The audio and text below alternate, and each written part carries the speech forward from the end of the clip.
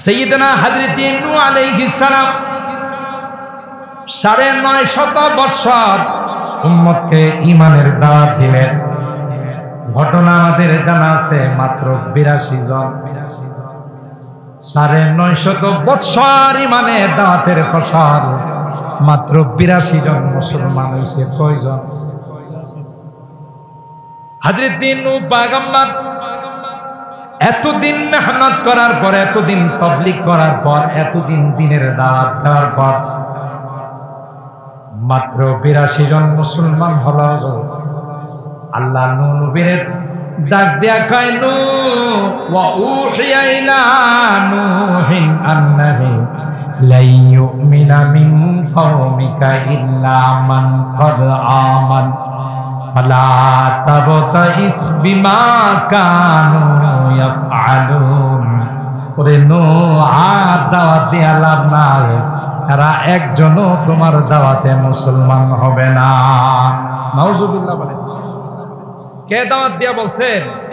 আল্লাহ ডাক দিয়ে ওহীর মাধ্যমে নূহ নবীকে জানাই দিলেন। সুতরাং লাভ নাই। ওয়াসনাইল ফুলকা বিআয়ুনিনা ওয়া ওয়াহিনা। এ নূহ নবী, না না না, দাওয়াত দিয়া লাভ নাই। তুমি একটা বড় জাহাজ বানাও, বড় কিস্তি বানাও। যারা ইমানদার হবে তাদেরকে নিয়ে তুমি প্লাবনের মধ্যে নৌকায় চড়ে, তোমার জাহাজে চড়ে তুমি বেঁচে যাবে। আর বেঈমানদেরকে আমি আল্লাহ আসমান থেকে প্লাবন দিয়া, জমিন থেকে বন্যার পানি দিয়ে আমি তাদেরকে ডুবাইয়া মারব। আমার ভাইরা, তাফসীরের কিতাবের মধ্যে আসে হযরত নূহ পয়গম্বর কিস্তি বানায়, নৌকা বানায়।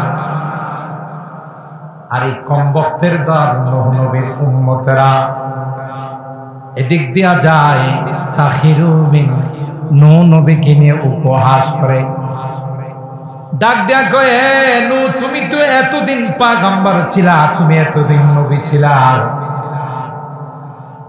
এখন কি নবুয়ত বাদ দিয়া কাঠ মিস্ত্রি হইলা না?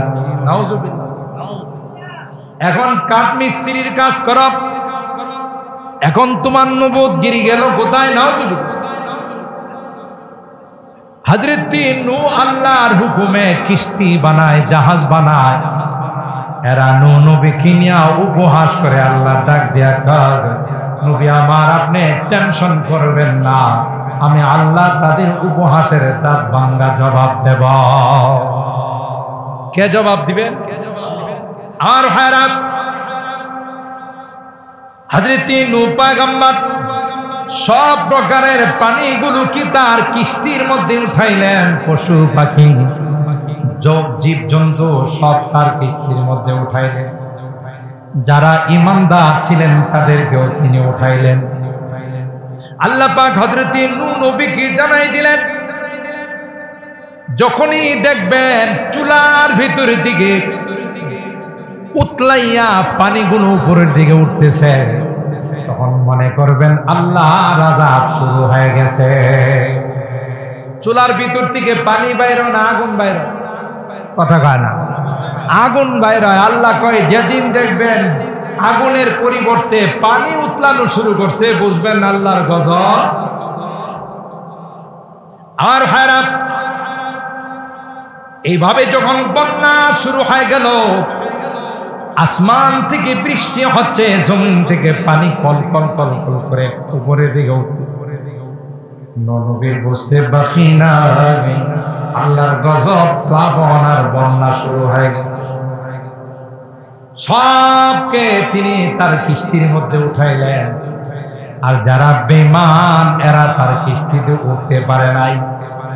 কোরআনে কারিমে সূরা হুদের মধ্যে আমার আল্লাহ বলেন, হযরত নূহ পয়গম্বরের সন্তান কেনান, সেও নবীর উপর ঈমান আনে নাই, এবং তার স্ত্রীও নবীর উপর ঈমান আনে নাই। নূহ পয়গম্বরের সামনে তার সন্তান যখন পানির ঢেউয়ে, বন্যার পানিতে যখন হাবুডুবু খায়া মরতে লাগলো, হযরত নূহ পয়গম্বর তার সন্তান কেনানকে ডাক দিয়া বলে, ইয়া বুনাইয়া আরকাম মা'ানা ওয়া লা তাকুন মা'আল কাফিরিন।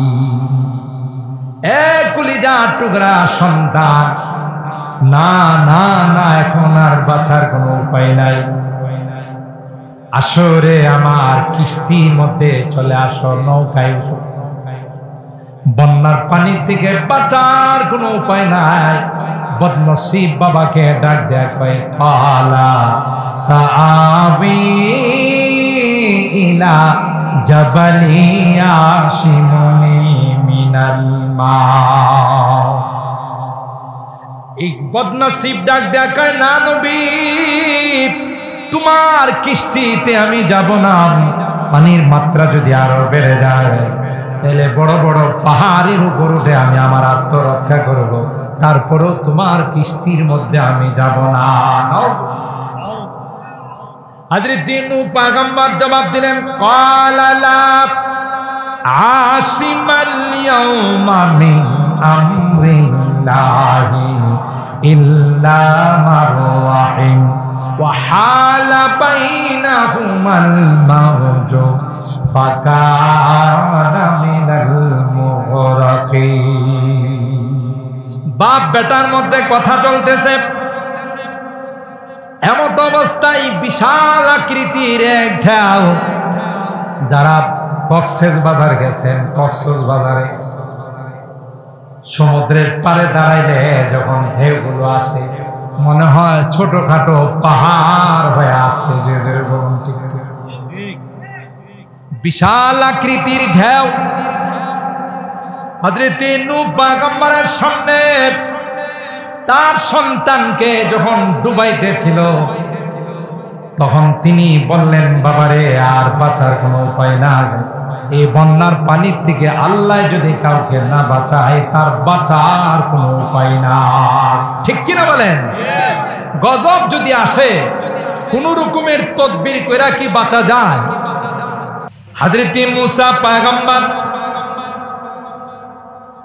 বনে ইসরাইলদেরকে লক্ষ্য করে বলেছিলেন, ক্বালা কাল্লা ইন্না মাইয়া রাব্বী সায়াহদিন।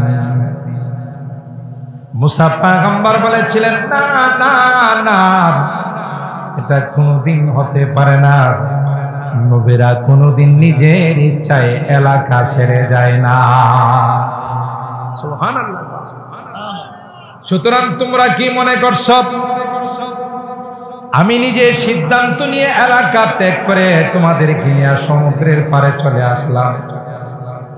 না না, আল্লাহর হুকুমেই তোমাদেরকে নিয়ে এখানে আসছি। সুতরাং আল্লাহর কসম করে বললাম, আল্লাহ পাক কোনদিন আমাদেরকে ধ্বংস করবেন না। আমার ভাইরা, এই কথা বলে যখন অভয় দিলেন, আল্লাহ পাক রব্বুল আলামিন হযরত মূসা পয়গম্বরকে জানাই দিলেন, ফাওহাইনা ইলা মূসা আনিদরিব বিআসাকাল বাহর। এ মূসা, দেরি না করে আপনার হাতের লাঠি দিয়ে সাগরের মধ্যে আঘাত করুন গো।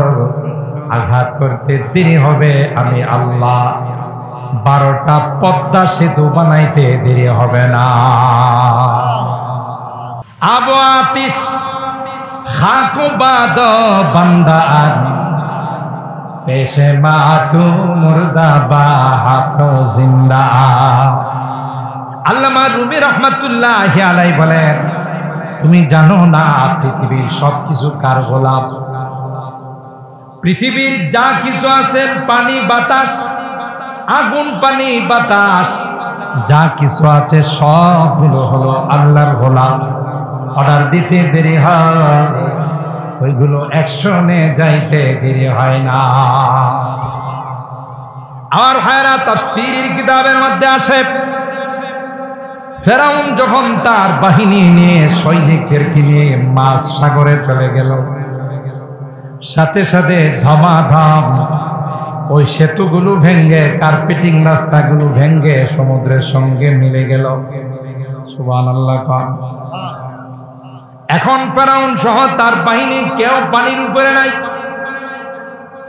সবগুলো পানির মধ্যে হাবুডুবু খাওয়া যায়। এবার ফেরাউন আল্লাহরে ডাক দেয়া কাগায়, قال آمنت بالله الذي آمنت به بنو إسرائيل وأنا من المسلمين। আল্লাহরে ডাক দেয়া কই, আল্লাহ বুঝি এতদিন যা করছি সব নাফরমানি ছিল, আমি বুঝতে পারি না, বড় অপরাধ হয়ে গেছে। এখন আল্লাহ তোমাকে বিশ্বাস করলাম, আমিও একজন মুসলমান হয়ে গেলাম, আর কোনদিন তোমার নাফরমানি করব না। আল্লাহ ফেরাউনের ডাক দেয়া কয়, ডুবার সময় তোমার কালিমা পড়ার মনে হইছে? কথা কয় না, সময় আছে না চলে গেছে? জোরে বলেন, আছে না চলে গেছে? আল্লাহ বলেন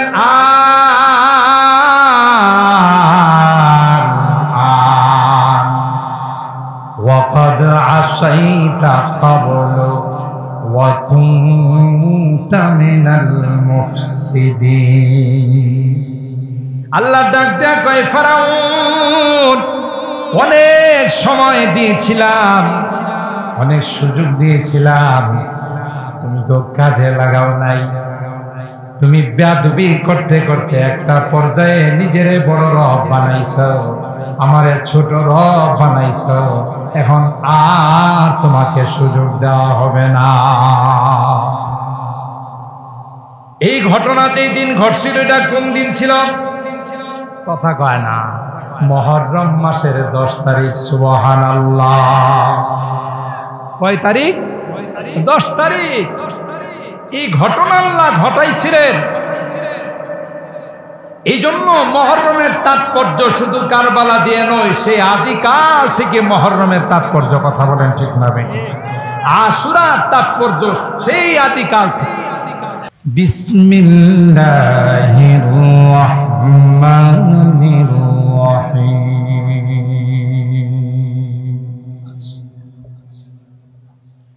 ইন্না ফি খালকিস সামাওয়াতি ওয়াল আরদ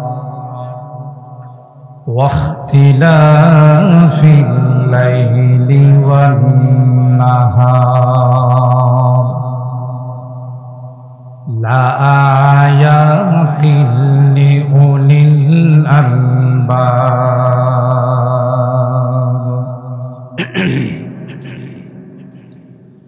الذين يذكرون الله قياما وقعودا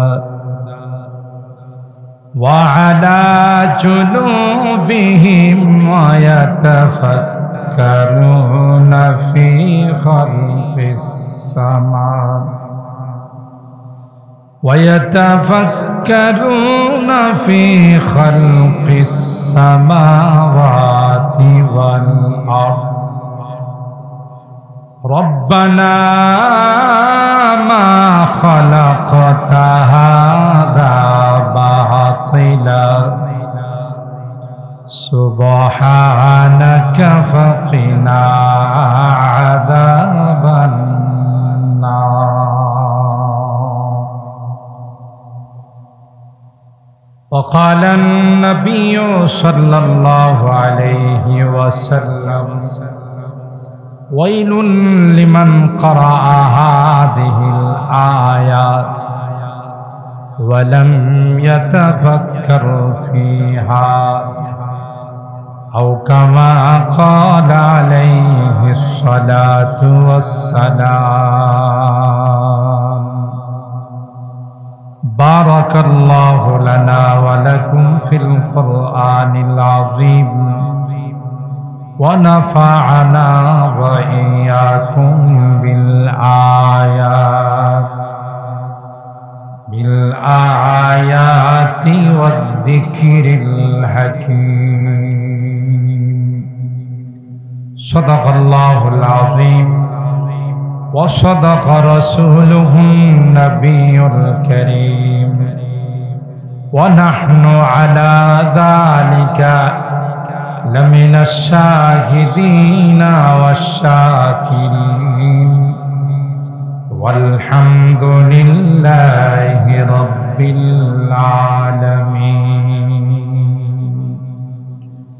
সকলে দরুদ শরীফ আল্লাহুম্মা সাল্লি আলা মুহাম্মাদিন ওয়া আলা আলি মুহাম্মাদ কামা সাল্লাইতা আলা ইব্রাহিম ওয়া আলা আলি ইব্রাহিম ইন্নাকা হামিদুম মাজিদ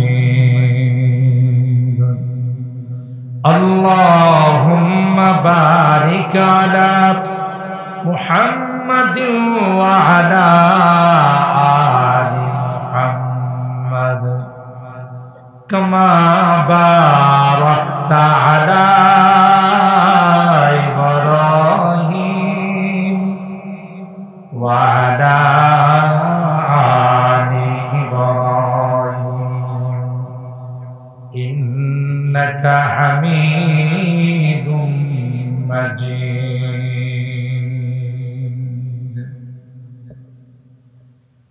मुझे बेखुदी ने लिए जा रहा हो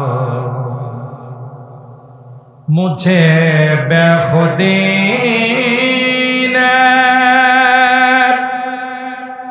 लिए जा रहा हो मोहम्मद मोहम्मद कहीं जा रहा हो बलगल उला कशफत दुजा बिजमालिही हसनत जमीउ खिसालिही सल्लु अलैहि व दे मुझे इश्क़ मुहम्मद अल मुहम्मद उम्मगिन दे मुझे इश्क़ मुहम्मद अल मुहम्मद उम्मगिन मोहम्मद ही मोहम्मद बिरदा मेरा रात दिन बलगल उला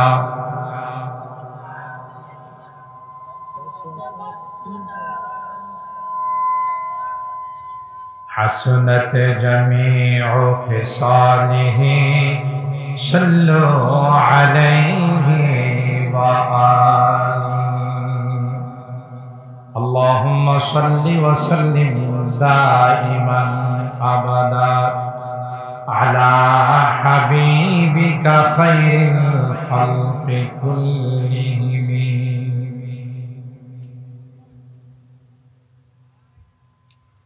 তেলিনগর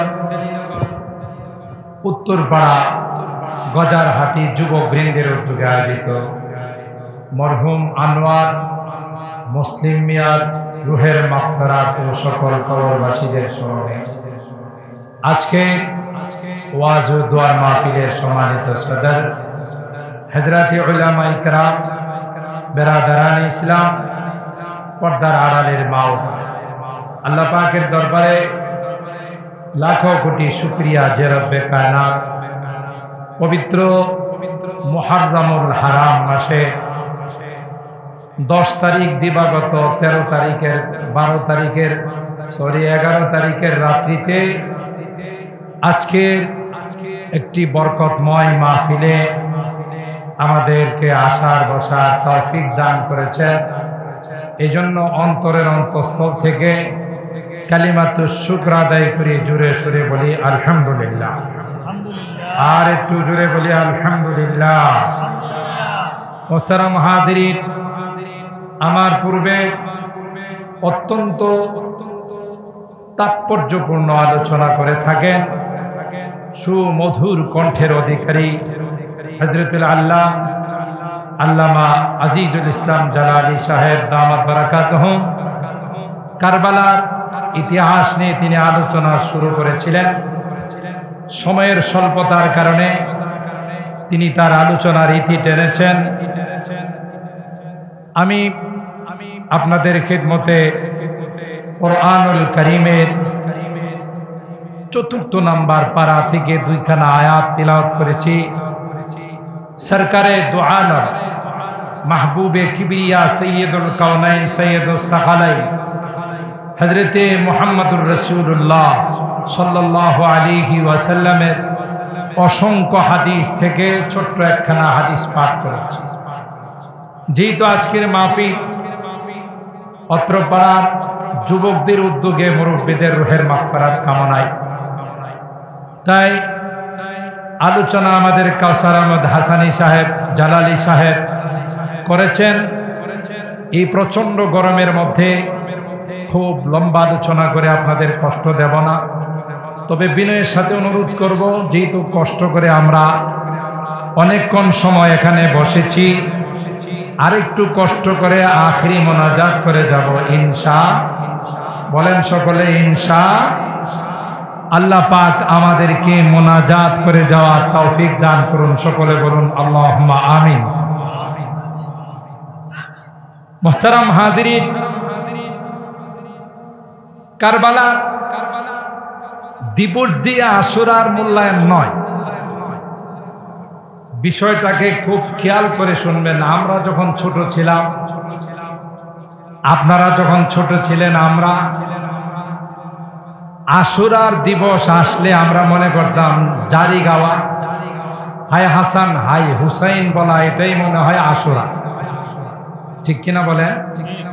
একটা সময় কিন্তু আমাদের অজানার কারণে, ইতিহাস সম্পর্কে আমাদের অভিজ্ঞতা না থাকার কারণে আমরা মনে করতাম আশুরা মানি হলো কারবালা। কারবালার ঘটনা ঘটেছে 61 হিজরি, আর আশুরার দিনের তাৎপর্য যেদিন থেকে আল্লাহ আসমান আর জমিন সৃষ্টি করেছেন সেদিন থেকে। সুবহানাল্লাহ। তাহলে দুইটার মধ্যে বেশ কম আছে না নাই? সূরা আত-তাওবা 36 নম্বর আয়াতে আল্লাহ তাআলা বলেন, ইন্না ইদ্দাতাশ শুহুর ইনদাল্লাহি 12 শাহরান ফি কিতাবিল্লাহ ইয়াওমা খালাকাস সামাওয়াতি ওয়াল আরদ মিনহা আরবাতুন হুরুম। আল্লাহ বলেন, যেদিন থেকে আসমান আর জমিন সৃষ্টি করেছি সেদিন থেকে 12 মাসকেও বানাইছি। 12 মাসের মধ্যে তাৎপর্যপূর্ণ গুরুত্বপূর্ণ মাস হলো 4টি। কয়টি? এই 4টি মাস হলো যুলকাদ, যুলহাজ, মুহররম। কয় মাস হলো এখানে? 3 মাস। যুলকাদ, যুলহাজ, মুহররম। আরবিতে বলে যুলকাদা, যুলহাজ্জা, মুহররম, রজব। কয় মাস হলো? 4 মাস।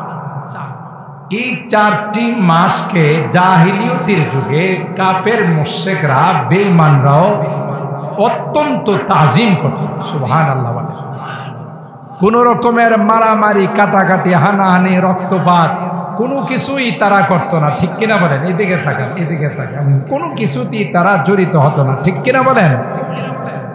যারা বেঈমান, কাফের, মুশরিক যারা, এরাও এই মাসগুলোতে কি করত? সম্মান করত। ঠিক কিনা? এর মধ্যে মুহররম মাস আছে না নাই? জোরে বলুন। আফজালুস সিয়ামি বাদা রমাদান শাহরুল্লাহিল মুহররম।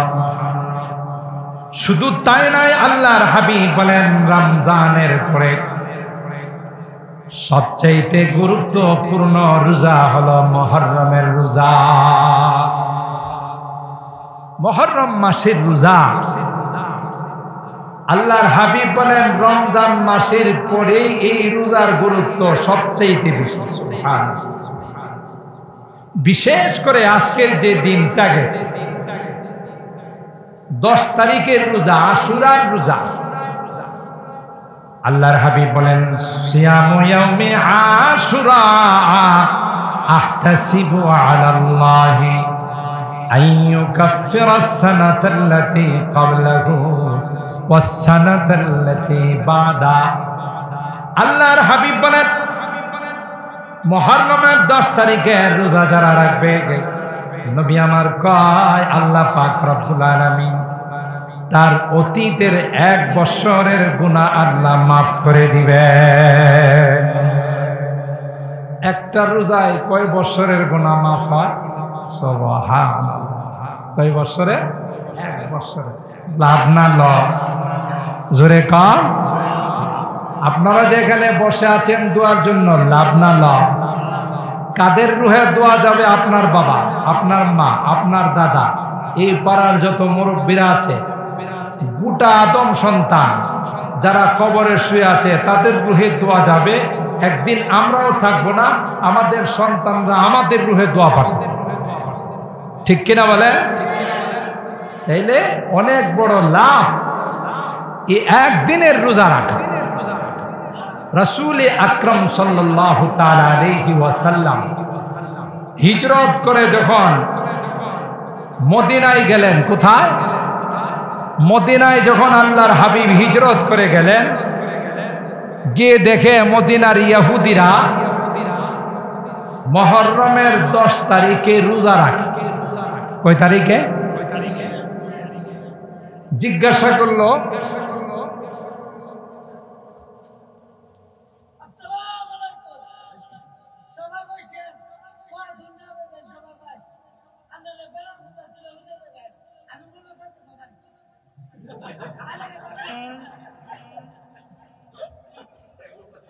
আল্লাহ, জিকির জিকির করেন, জিকির করেন,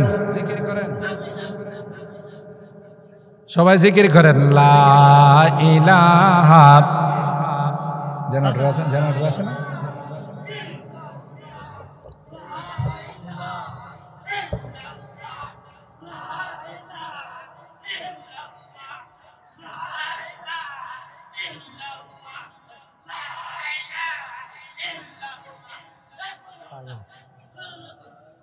করেন, জিকির করেন সবাই। লা ইলাহা ইল্লাল্লাহ,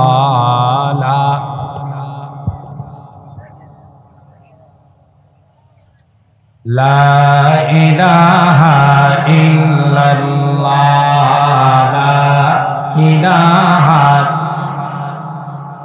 লা ইলাহা ইল্লাল্লাহ, লা ইলাহা ইল্লাল্লাহ, লা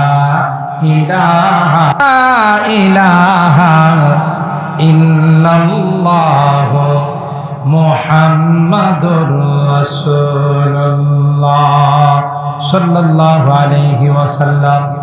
কি বলতেছিলাম? আল্লাহর নবী সাল্লাল্লাহু আলাইহি ওয়াসাল্লাম মদিনাতে গিয়ে দেখে কারা রোজা রাখে? ইহুদি। মুহররমের 10 তারিখে ইহুদিরা রোজা রাখে। তাদেরকে জিজ্ঞাসা করলেন, তোমরা এই দিনে কেন রোজা রাখো? ইহুদিরা জবাব দিলে, কেন আপনি জানেন না? এই দিনেই আল্লাহ পাক আমাদের বংশধর বনি ইসরাইলকে মুসা নবী সহ লোহিত সাগর পার করে দিয়েছিলেন। সুবহানাল্লাহ। আমরা সেই নিয়ামতের শুকরিয়া হিসাবে এই দিনটা রোজা রেখে অতিক্রম করি। সুবহানাল্লাহ। ঘটনা হয়েছে কি জানেন? কোরআনে সূরা শুআরার মধ্যে ঘটনা। যখন ফেরাউনের বংশধর কিপ্তিরা, ফেরাউন সহ কিপ্তিরা যখন বনি ইসরাইলদের উপর অকথ্য নির্যাতন শুরু করে দিল, ছেলে সন্তান হলে হত্যা করে, মেয়েদেরকে চাকর চাকরানি বানায়া বিভিন্নভাবে কষ্ট দেয়, তখন বনি ইসরাইলরা হযরতে মুসা আলাইহিস সালামকে বলেছিলেন, যে এদের নির্যাতন আর আমাদের সহ্য হয় না। আপনি আল্লাহর কাছে দোয়া করেন, আল্লাহ যেন আমাদেরকে একটা নাজাতের মুক্তির ব্যবস্থা করে দেন। আল্লাহর নবী হযরত মুসা কালিমুল্লাহ যখন দোয়া করলেন, আল্লাহ তাআলা ওহীর মাধ্যমে মুসা আলাইহিস সালামকে জানাই দিলেন, গভীর রজনীতে, অন্ধকার রাত্রিতে বনি ইসরাইলদেরকে নিয়ে আপনি এলাকা ছেড়ে চলে যান, এলাকাতে আপনি থাকবেন না। এই দেশ মিশর ত্যাগ করে আপনি সিরিয়াতে চলে যান। তো মিশর ত্যাগ করে যে যাবেন, যাওয়ার পথে বিশাল সমুদ্র পড়ে। এই সমুদ্রের নাম হলো লোহিত সাগর। কি সাগর? হযরত মুসা আলাইহিস সালাম সমস্ত বনি ইসরাইলদেরকে নিয়ে যখন মিশর ত্যাগ করে সাগরের পারে গেলেন, এদিক দিয়া ফেরাউনের খবর হয়ে গেছে সব বনি ইসরাইল এলাকা ত্যাগ করে চলে গেছে। সাথে সাথে ফেরাউনের লস্কর, ফেরাউনের সৈনিক পিছন দিয়া অস্ত্র শস্ত্র নিয়ে ধাওয়া করে। তাইলে মাঝখানে হলো মুসা নবী এবং তার উম্মত বনি ইসরাইল, সামনে সাগর, পিছনে ফেরাউনের সৈনিক। قال أصحاب فلما تراءى الجمعان قال أصحاب موسى إنا لمدركون। যখন ফেরাউনের বাহিনী পিছন দিয়া ধাওয়া করল, সামনের দিকে সমুদ্র, বনি ইসরাইল হযরত মুসা পয়গম্বরকে বললেন, এরে মুসা, সামনে সমুদ্র, পিছন দিয়ে ফেরাউনের বাহিনী আমাদেরকে আক্রমণ করতে যাচ্ছে। আমাদের তো মৃত্যু ছাড়া কোনো বিকল্প নাই।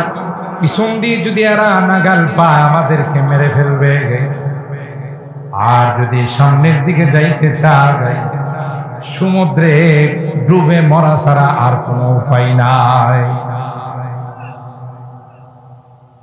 হযরত মুসা পয়গম্বর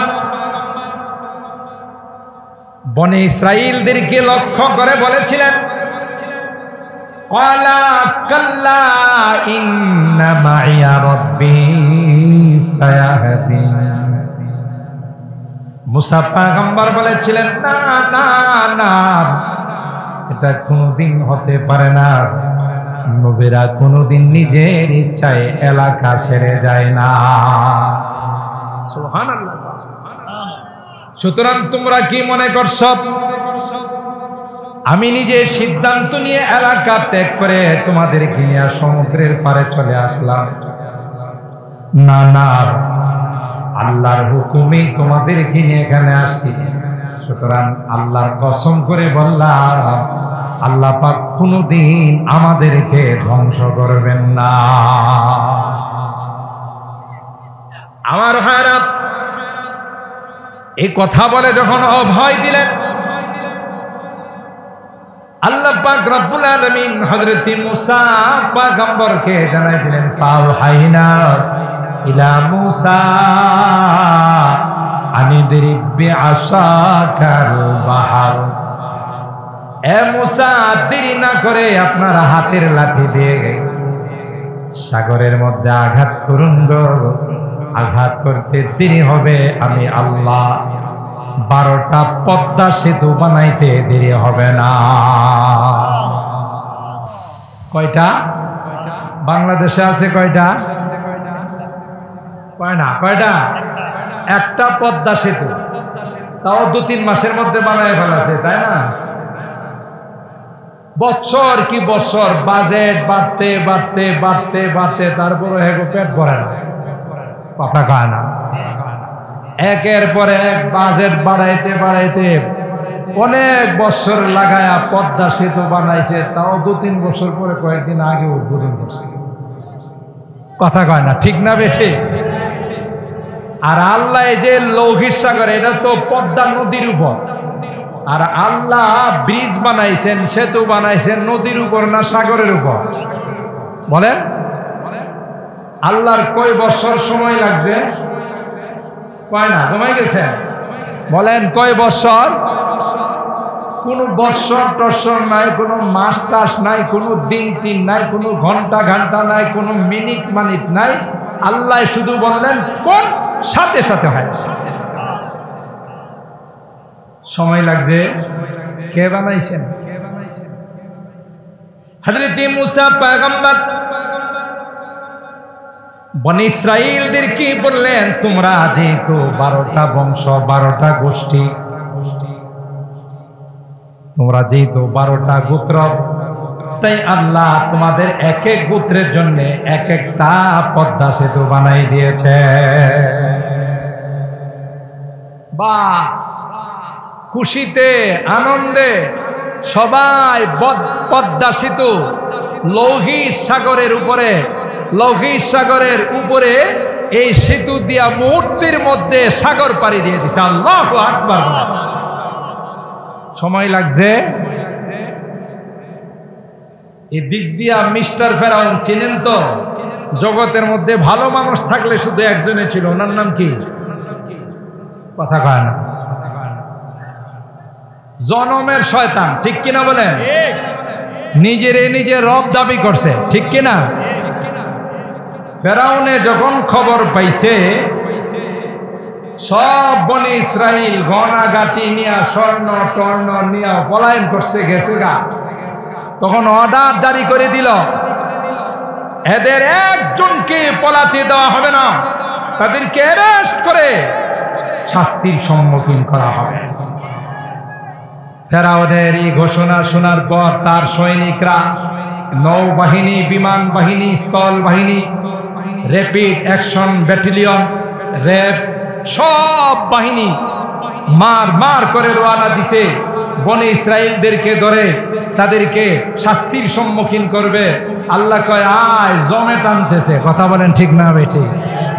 আমরা মাঝে মধ্যে কই না যে হ্যাঁ এনে গেছিল কি লাগে, এর জমে টান না নিছে, ঠিক না বেঠিক? এরপরে দেখেন ফেরাউনে গিয়ে যখন দেখে 12টা সেতু, 12টা ব্রিজ, 12টা কার্পেটিং রাস্তা, কিসের উপর? সমুদ্রের উপর। এই গাদায় মগায়ে কি করছে জানেন? মগায়ে ওখানে গিয়া তার জাতি বলতেছে, দেখছো আমি কেমন শক্তিশালী খোদা, আমার আশা লাগে নাই, রড সিমেন্ট লাগে নাই, আমি আমার গদিতে বসে ইশারা করেছি 12টা পদ্মা সেতু। পদ্মা সেতু আর বাপে বানাইছে? কথা কয় না। কল পদ্মা সেতু বানাইছেন কে? আর কৃতিত্ব নেই কে? ফেরাউন না। কথা বলেন ঠিক না বেঠিক? ফেরাউন না কয় যে পদ্মা সেতু আমি বানাইছি। কথা বলেন ঠিক না বেঠিক? পদ্মা সেতু বানাইছেন কে? এদিকে এদিকে তাকান, ওই জোশে আসছে, করো, আমরা এদিকে তাকাই থাকি। পদ্মা সেতু বানাইছেন কে? আল্লাহ বানাইছেন, ঠিক না বেঠিক? পদ্মা সেতু আল্লাহ বানাইছেন। ফেরাউনে কি কয়? আমি বাসায় বসে ইঙ্গিত করছি 12টা পদ্মা সেতু হয়ে গেছে। নাউজুবিল্লাহ কয়। আল্লাহ ফেরাউন নারে ডাক দিয়া কয়, তুই যেহেতু বানাইছস তোর সেতু তুই আয় উদ্বোধন কর। কথা কয় না? বুঝতেছেন নি আমার কথা? কোরআনের কথা। এই দিনের তাৎপর্য থেকে আমাদের উপদেশ গ্রহণ করার আছে। অহংকারীদেরকে আল্লাহ ভালোবাসে না। কথা বলেন ঠিক না বেঠিক? আজ নয় কাল সুযোগ দেন, কিন্তু যখন টান দিয়া ধরেন তখন আর কেউ বাঁচাইতে পারে না। ঠিক না বেঠিক? আবু জাহেল বাঁচতে পারছে, আবু লাহাব, উতবা, সাইবা, নমরুদ, ফেরাউন, কারুন, হামান, সাদ্দাত পারছে? কেউ পারে না। ধরেন যখন ছাড়েন না। আল্লাহ কয় ঠিক আছে, তোর জন্যই তো রাখছি তোর বানানো সেতু, ঠিক আছে তুই আয়। আর সেতুরই কইছে তুই কিন্তু নড়াচড়া করিস না, হেরে ঢুকতে দে। কথা কানা। সেতু কার গোলাম? রাস্তা কার গোলাম? ফেরাউনে অনেক লম্বা কাহিনী আছে, আমি সেদিকে যাব না, বুঝার জন্য আপনাদের খেদমতে সংক্ষেপে বলতেছি।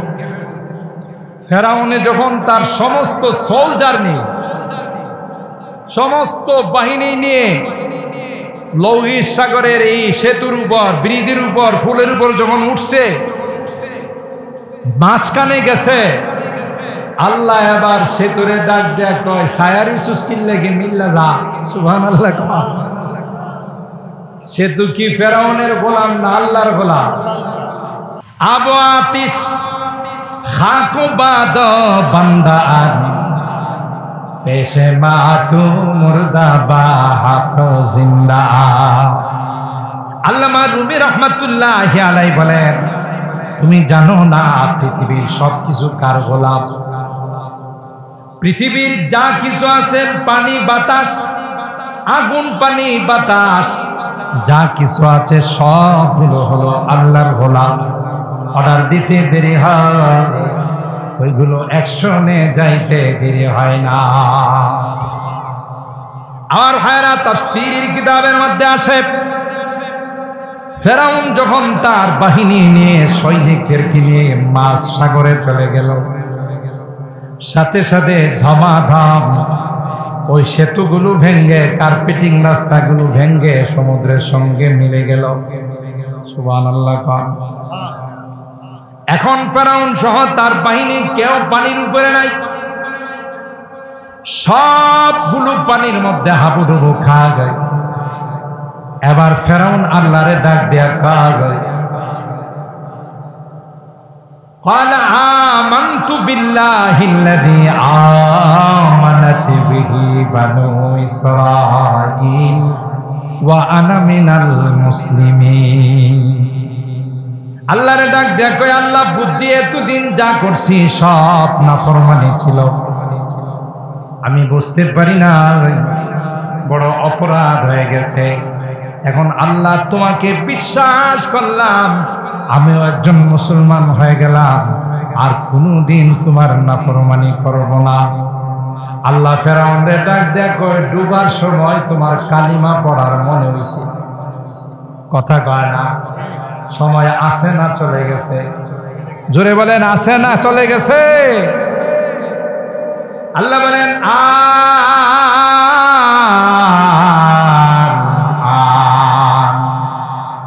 وقد عصيت قبل وكنت من المفسدين।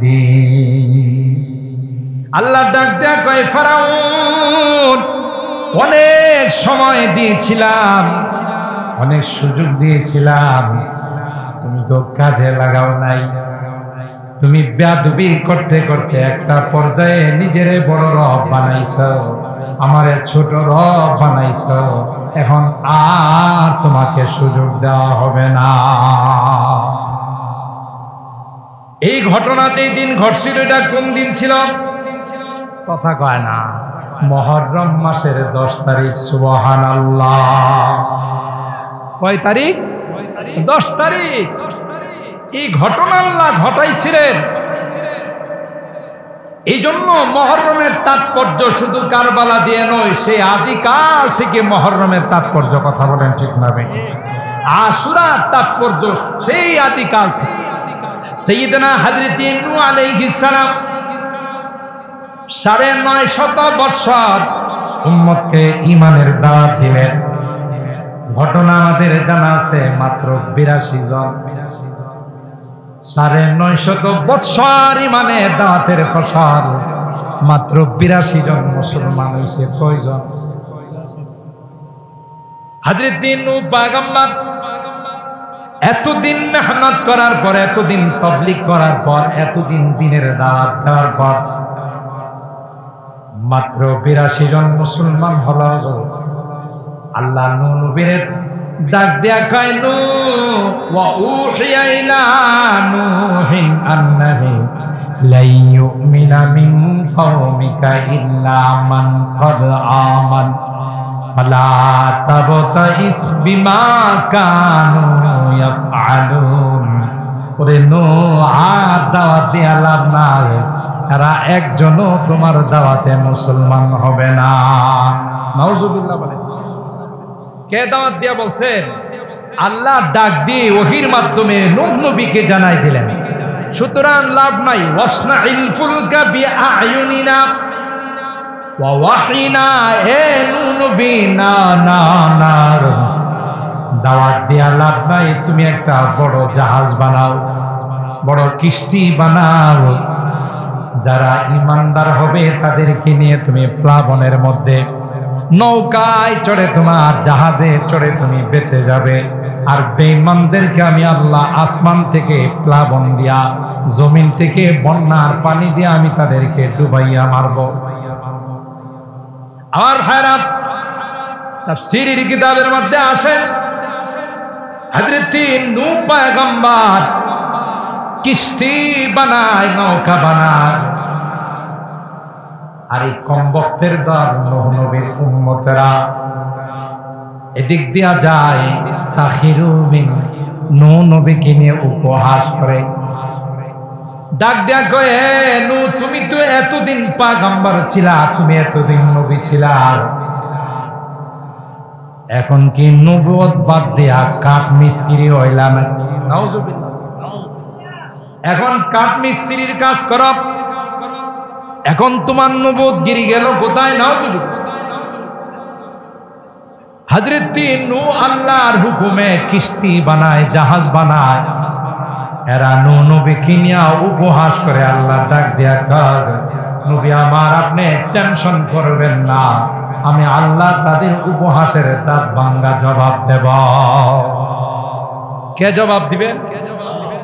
আর ভাইরা, হযরত নূহ পয়গম্বর সব প্রকারের পানিগুলো কি তার কিস্তির মধ্যে উঠাইলেন। পশু পাখি, জীব জন্তু সব তার কিস্তির মধ্যে উঠাইলেন। যারা ঈমানদার ছিলেন তাদেরকেও তিনি উঠাইলেন। আল্লাহ পাক হযরত নূহ নবীকে জানাই দিলেন, যখনই দেখবেন চুলার ভিতর দিকে উতলাইয়া পানিগুলো উপরের দিকে উঠতেছে, তখন মনে করবেন আল্লাহর আযাব শুরু হয়ে গেছে। চুলার ভিতর থেকে পানি বাইর না আগুন বাইর? কথা কয় না, আগুন বাইর হয়। আল্লাহ কয়, যেদিন দেখবেন আগুনের পরিবর্তে পানি উতলানো শুরু করছে, বুঝবেন আল্লাহর গজব। আমার ভাইরা, এইভাবে যখন বন্যা শুরু হয়ে গেল, আসমান থেকে বৃষ্টি হচ্ছে, জমিন থেকে পানি কল কল কল কল করে উপরের দিকে উঠতেছে।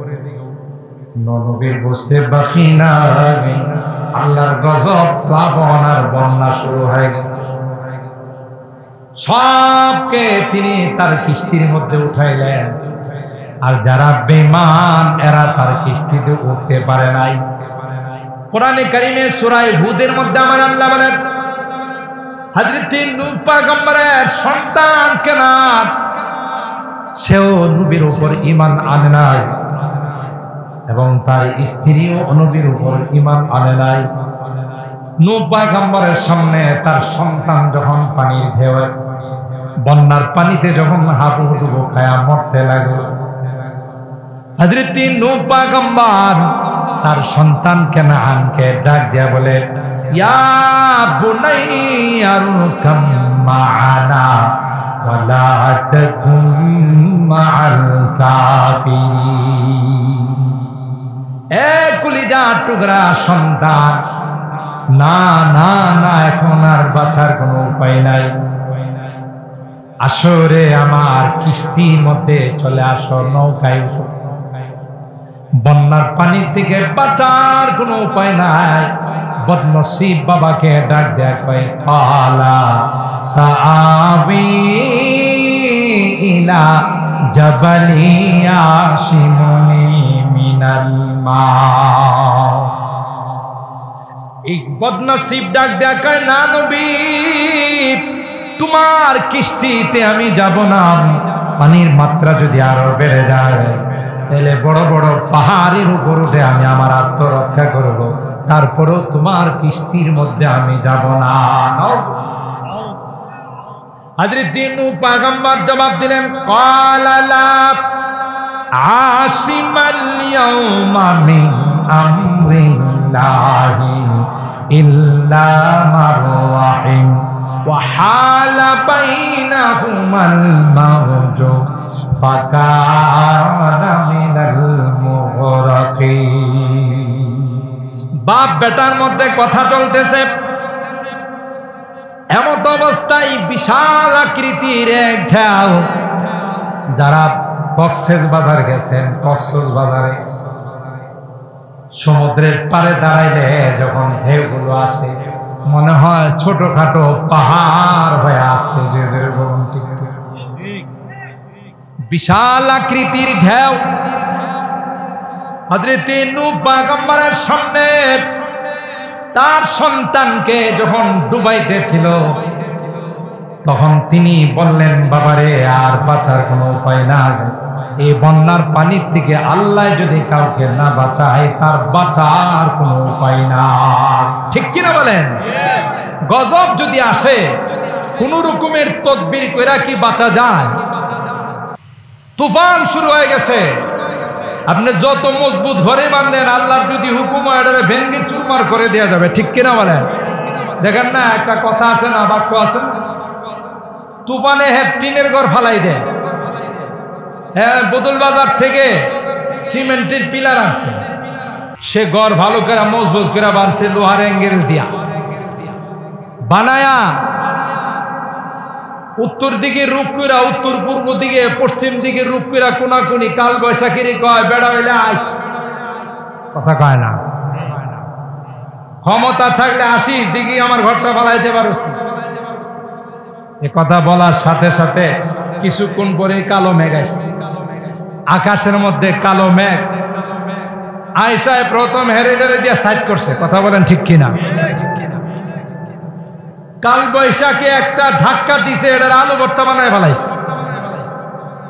এখন গিয়া চকির তলে আশ্রয় নিছে, ঘরের চকি খাট আছে না, তো আকাশ যদি খারাপ থাকে দেখবেন ঝড় তুফান আর বৃষ্টির থেকে কিন্তু দিন চমকাই বেশি, বিজলি দেয় না বেশি। এখন যখন বারবারে আকাশ চমকাইতেছে, আকাশ চমকাইলে তো সব আলোকিত হয়ে যায়। ওই বেটা তার বউরে ডাক দিয়া কয়, ঘরটা তো ফালাইছে, লাইট টিক দেয়া দেখে আমি করি, কথা কয় ঘরটা এত কষ্ট করে বানলাম, কাল বৈশাখীর বাচ্চা আমার ঘরটা তো বানাইছে, আমারে তালাশ করে আমারে ধরবো, নাইলে হ্যাঁ লাইট টিভি কিনলে কি, কথা কয় লাইট টিপ দিয়ে দেখে আমি কই। তাহলে বুঝা গেল আল্লাহর সৈনিকের সাথে কেউ মোকাবেলা করতে, কথা বলেন, পারবে?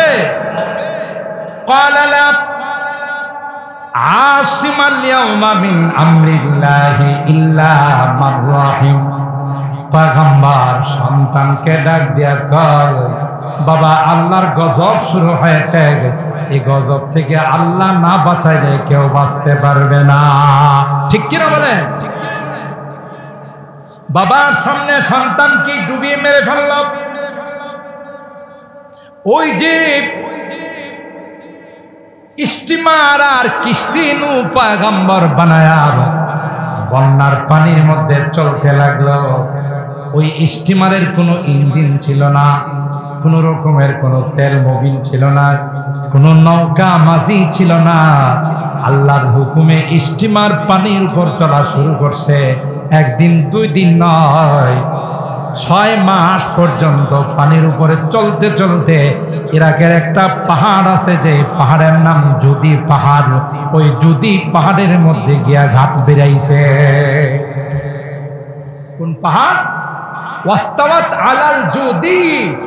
কোরআনে আল্লাহ বলেন, যেই দিনে জুদি পাহাড়ে গিয়ে স্টিমারটা লাগছিল ওই দিনটাও ছিল মুহররম মাসের 10 তারিখ। জোরে সুবহানাল্লাহ। যাই হোক, রাত হয়ে গেছে 12:15। আমি 12টার উপরে নেওয়ার নিয়ত নাই। যে উদ্দেশ্যে আমি 2টা ঘটনা বললাম আপনাদেরকে শুধু এইটুকুন বুঝানোর জন্যে যে আশুরার সম্পর্ক 61 হিজরির শুধু কারবালার থেকে নয়, পৃথিবীর শুরুর থেকে নিয়ে অনেক অনেক বড় বড় ঘটনা আল্লাহ ঘটাইছেন এই আশুরার মুহররম মাসের 10 তারিখে। কথা বলেন ঠিক কিনা? এই মুহররম মাসের 10 তারিখ আমাদেরকে যে বার্তা দিয়ে যাচ্ছে, হ্যাঁ সাইয়েদনা হযরতে হুসাইন রাদিয়াল্লাহু তাআলা আনহুর শাহাদাত আমরা আল্লাহর নবীর উম্মত হিসেবে আমাদের দিলে অনেক দাগ কাটে। কথা বলেন ঠিক কিনা? নবীর কলিজার টুকরা দৌহিত্র হযরতে হুসাইনকে যারা শহীদ করেছে আমরা তাদেরকে ধিক্কার জানাই। কথা বলেন ঠিক না বেঠি? কিন্তু কিন্তু কারবালা ঘটনা দিয়ে আশুরা নয়। কারবালার ঘটনাকে কেন্দ্র করে আমাদের দেশে যে তাজিয়া মুহররমের মিছিল বাইর হয় আপনারা দেখছেন মিডিয়ার মধ্যে। আমাদের মিরপুরে, মোহাম্মদপুরে এই যারা বিহারি আছে, শিয়া সম্প্রদায় আছে, এরা তাজিয়া বের করে, এরকম মিছিল বের করে, নিঃসন্দেহে এটা বেঈমানদের কাজ। কথা বলেন ঠিক না বেঠি? এটা কোনো ইমানদার করতে পারে না। বেঈমান হিন্দু মুশরিক যারা, এরা তাজিয়া বের করে, মিছিল করে, এরা রথ যাত্রা করে, কিন্তু মুসলমান কোনদিন হুসাইন রাদিয়াল্লাহু তাআলা আনহুর লাশ নিয়ে, তার তাজিয়া নিয়ে মুসলমান কোনদিন এই শোক যাত্রা পালন করতে পারে না। কথা বলেন ঠিক না বেঠি? মুহতারাম হাজির, সুতরাং আমাদেরকে আল্লাহর নবী শিখাইছেন মুহররমের 10 তারিখ আসলে তোমরা রোজা রাখো, তার সাথে একদিন আগে আর পরে মিলায় রোজা রাখো। কারণ ইহুদিরা যখন বলল যে এই 10 তারিখে আল্লাহ তাআলা মুসা নবীকে, বনে ইসরাইলকে সমুদ্র পার করে দিয়েছিলেন, শুকরিয়া হিসাবে আমরা রোজা রাখি, আল্লাহ নবী তখন জবাব দিয়েছিলেন ফানাহনু আহাক্কু বিমুসা ওয়া আউলা বিমুসা মিনকুম। তোমরা যদি এই কারণে রোজা রাখো, তোমরা তো মুসা নবীর কোনো কিছু অনুসরণ করো না, পালন করো না, মানো না, আমরা তো মুসা নবীর সবচেয়ে বড় হকদার, তার সবচেয়ে নিকটবর্তী, তাই আমরাও এই রোজা রাখবো। সুবহানাল্লাহ। তাই আল্লাহ নবী বললেন সুমু আশুরা ওয়া খালিফু ফীহিল ইয়াহুদা, তোমরা আশুরা রোজা রাখো আর ওই দিন ইহুদিদের বিরোধিতা করতে গিয়ে একদিন আগে অথবা একদিন পরে। এই জন্য অনেক মা বোনরা, অনেক মুসলমান এই আজকের রোজা রাখছে, গতকাল রোজা রাখছে, 2 দিন হয়ে গেছে, অনেকে আজকে রোজা রাখছে, আগামীকাল রোজা রাখবে, তাইলে কয়দিন হবে? 2 দিন রোজা রাখা। একটা রোজার বিনিময়ে আল্লাহ তাআলা 1 বছরের গুনাহ মাফ করে দেন। সুবহানাল্লাহ। আমি ধন্যবাদ জানাই এই পাড়ার যুবকদেরকে যারা অত্যন্ত আগ্রহ নিয়ে আজকের এই সুন্দর আয়োজন করেছেন মুরব্বীদের রুহের মাগফিরাতের জন্য। কারণ আজকে আমি যুবক হয়েছি, আমি আজকে বাড়ির মালিক হয়েছি, আমি জমিনের মালিক হয়েছি, আমি দোকানের মালিক হয়েছি আমার বাপ দাদাদের কারণে। কথা বলেন ঠিক না বেঠি? এরা যদি আমার জন্য এই বাসা বাড়ি, বাড়ি ঘর, জমিন জমা আমাদের জন্য না রাখতো, তাইলে আমরা এগুলো পাইতাম না। তাই তাদেরকে তাদের নেক সন্তান হিসাবে আমাদের উচিত তাদেরকে দুয়ার মাধ্যমে স্মরণ করা। ঠিক না বেঠিক? সুতরাং আজকে এখানে এই বরকতময় দিনে বিশেষ করে মাওলানা মুশাররফ বিভিন্ন মাহফিলের জন্য যুবকদের সাথে অত্যন্ত অক্লান্ত পরিশ্রম করে। আমাকে আগে বলেছিল, আমি আসলে ক্লাসের যেহেতু গুরুত্ব থাকে বেশি আমার ছাত্রদের পড়ার, এই জন্য আমি বলছিলাম যে আমি তো আসতে পারবো না। তো আজকে ওই যে সিরাজনগর আমাদের নানা এবং মামা এদের রুহের মাগফিরাত কামনায় মসজিদের ভিতরে এরা দোয়ার আয়োজন করছে, যেহেতু তাদেরই সন্তান, সেই হিসাবে আমি মনে করলাম না আসাটা আমার জন্য ঠিক হবে না। এই জন্য আমি ওখানে আসার পর মোশাররফ বারবার ফোন দিতেছিল যে আমাদের এখানে আপনি আখিরি মোনাজাত করে যান, যুবকদের তাকাজা এবং মুরব্বীরাও চাচ্ছে, তাই আপনাদের দোয়া নেওয়ার জন্যে, আপনাদের সাথে শরীক হওয়ার জন্যে আজকের এই মাহফিলে আমি উপস্থিত হয়েছি। আল্লাহ তাআলা আমাকে উপস্থিত করে দিয়েছেন এবং আপনারাও এই প্রচণ্ড গরমকে উপেক্ষা করে দীর্ঘক্ষণ পর্যন্ত অত্যন্ত ধৈর্য সহ বসে যে বয়ান শুনছেন, আল্লাহ তাআলা এই মাহফিলকে, আপনাদের এই বসাকে কবুল করুন, আমিন বলুন। আল্লাহ তাআলা এই মাহফিলকে আমাদের জন্য নাজাতের ওসিলা বানিয়ে দেন। যে যুবকরা আজকের এই আয়োজন করেছেন, যে মুরব্বীদের রুহের মাগফিরাতের জন্য, আল্লাহ আমার এই যুবকদের জানে মালে কামাই রুজি রোজগারে বরকত নসিব করুন, আমিন বলুন। আর মুরব্বীদের রুহের মধ্যে আল্লাহ তাআলা যত আলোচনা, যত তিলাওয়াত, যত রকমের নেক আমল হয়েছে সবগুলো তাদের রুহের মধ্যে আল্লাহ তাআলা পৌঁছে দেন, বলুন আমিন। ওয়া আখিরু দাওয়ানা আনিল হামদুলিল্লাহি রাব্বিল আলামিন।